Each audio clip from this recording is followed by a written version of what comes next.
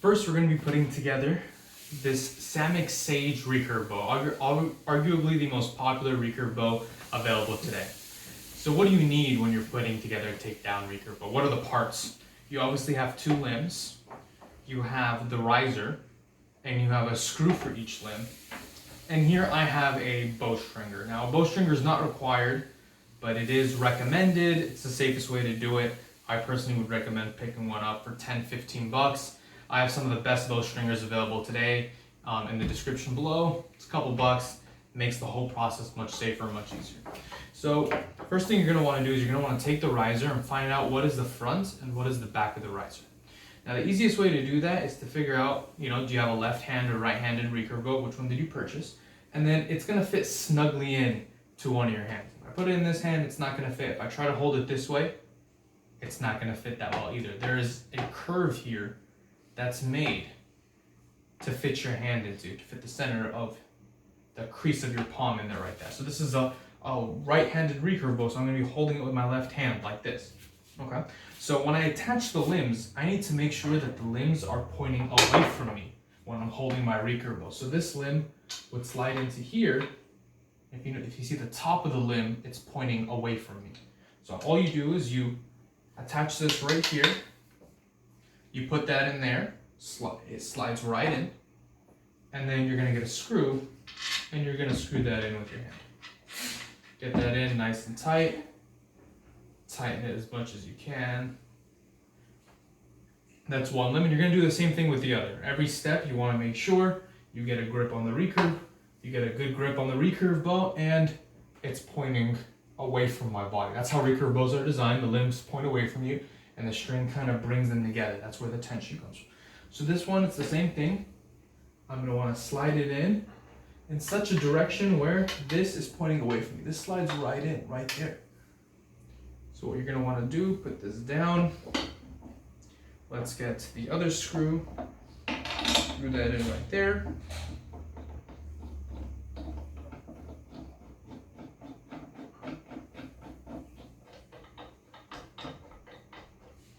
And just like that, now we have both limbs attached. Very easy. You simply bolt this in. It's a black bolt. Don't know how easy it's going to be to see. But the limb slides in. I guess the hardest part is just making sure that the limbs are pointing in the same direction. I can't tell you how many times I got this far and realized I put the limbs on the wrong way. So once you know you have the limbs in the right direction, you can tighten this here.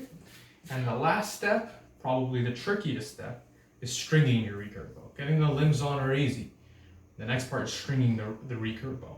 Now what's great about takedown recurve bows is that you can switch the bow poundage by changing these limbs.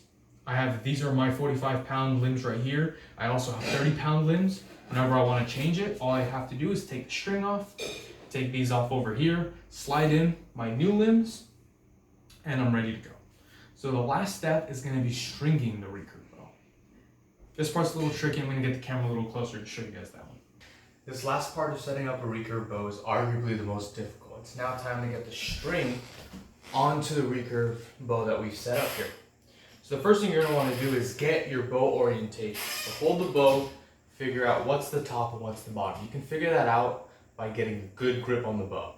So once you get your hand placed correctly on the riser, now I know that is the top limb and this is the bottom limb. Okay? So now some strings for recurve bows have different sized loops. So if you notice here, these loops are different sizes. This one's bigger than this one. Okay? Whenever you have this, some people say it doesn't matter, but the most common way to do it is to put the small loop on the bottom. Okay? So I know this is my bottom limb. So the first thing I'm going to do is I'm just going to take this loop and just slide it in right here so it fits in nicely in that crease that was created for this. Now I got this fitting in nicely right here. Okay? So now I have the small loop in on the bottom. I got to get the big loop in on the top. But in order to do that, I have a bowstringer here. Now, can you get a string on a recurve bow? Without a bowstringer, you can. It's not safe, and it also takes a lot more work. You increase the chances of doing damage to your bow, and these are like $10. I'd recommend just getting yourself a recurve bowstringer. I have the best recurve bowstringers, the ones that make it the easiest to put your string on, in the description below. Check them out. So what you're going to want to do is put this pouch over here on the side that you've already attached a string. So we've already attached a string to the bottom of the bow.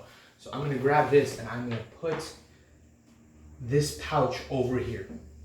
Slid that over the limb that already has the string attached, okay? Now the next thing I'm going to do is I'm going to take this loop part right here and I'm going to put this over the other limb.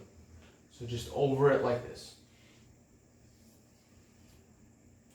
Just like that. Okay. And this part's very important. I want to take the other side of the string and slide it inside this loop here. So inside the loop right there. So now the string is inside this loop along with the limb, okay? Now this next part here is crucial.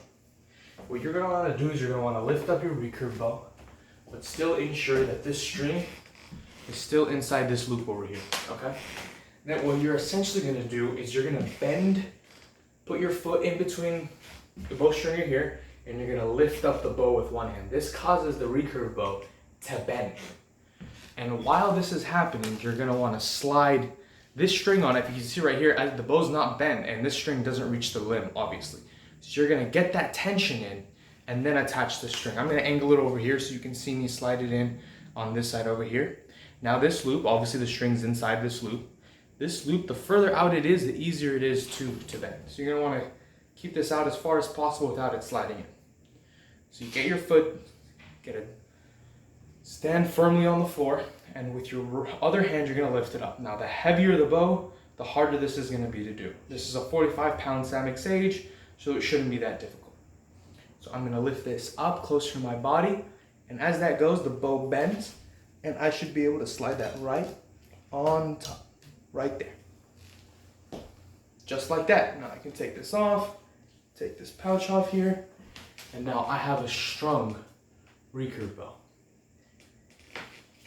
So that's how you set up a takedown recurve bow step by step. You get the limbs on and then you attach the string. Very simple. This is the Samick Sage Recurve Bow. You can actually check it out. I had to go over this bow in great detail in one of my other videos.